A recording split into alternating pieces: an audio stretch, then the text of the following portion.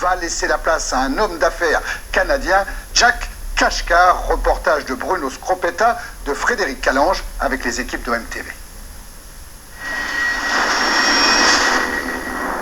Je ne connais personne à Marseille, à part le maire que j'ai rencontré. J'y passe mes vacances depuis 5 ans et ma famille adore la France.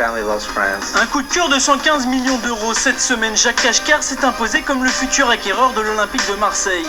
Inconnu du monde du football, mais connu des marchés financiers, le Canadien d'origine arménienne veut être l'homme qui ramènera Marseille au sommet.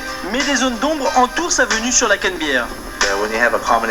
Il y avait une combinaison possible entre la France, le foot et Marseille. C'est donc une formidable opportunité pour capitaliser tout cela. 10 années et un palmarès vierge. À l'OM, Robert Louis Dreyfus a accumulé les revers, comme sa condamnation judiciaire dans l'affaire des comptes du club phocéen. Ce qu'il faut voir dans son action, c'est qu'il a investi de sa fortune personnelle des sommes astronomiques, 200 millions d'euros, qu'il a tout fait pour gagner, que malheureusement, sur le terrain, ça n'a pas fonctionné. Robert Louis Dreyfus est donc résolu à vendre l'OM. Débuté il y a 6 mois, les discussions avec Kashkar ont abouti à un premier accord sur le prix de vente, 115 millions d'euros, près de 3 fois le prix du PSG. Nous sommes effectivement dans un processus de vente. Être dans un processus de vente ne veut pas forcément dire cession définitive et avérée. D'éventuel acquéreur, le Canadien pourrait devenir président dans un mois à condition de fournir les garanties d'investissement suffisantes, à savoir près de 100 millions d'euros sur 5 ans. Le coût de l'OM se chiffrerait donc à 215 millions d'euros. On est là pour faire de l'OM un succès commercial. C'est un homme secret, comme l'est Robert Louis Dreyfus. Peu m'importe qu'il vienne de nulle part, il vient. C'est le plus important. À 43 ans, Jack Kashkar pèse 385 millions d'euros. Cet homme d'affaires nord-américain a construit sa fortune en jonglant avec les placements en bourse et les astuces fiscales. Sa principale fondation est basée en Suisse. Il possède des sociétés à New York et dans les îles Vierges britanniques. Bref, un businessman international mais inconnu dans son pays. Jack Kashkar au Canada, c'était un inconnu pour la scène publique en tout cas. Pour acquérir l'OM, l'homme est donc prêt à dépenser plus de la moitié de sa fortune personnelle.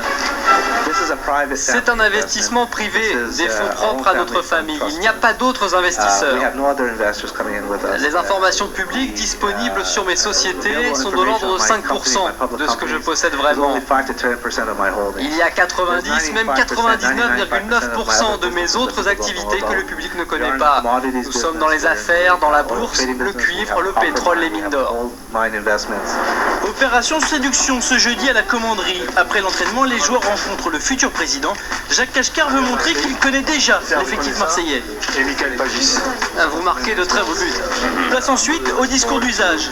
Je suis là pour donner tout ce dont le club a besoin, pour me construire, pour gagner le championnat. La visite se conclut par un cadeau remis par Franck Ribéry, le joueur préféré du fils de Jack Kashkar. Merci beaucoup.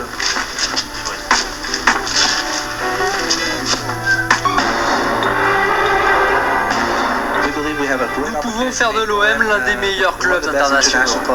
Avec un objectif avoué, remporter à nouveau la Ligue des Champions, le Canadien a l'ambition. Reste à savoir s'il viendra seul aux commandes de l'Olympique de Marseille. Il est en effet rare de voir un club changer de propriétaire sans connaître des bouleversements. Il compte s'appuyer sur l'équipe qui existait sous mon autorité. Donc je resterai dans tous les cas de figure le président du club.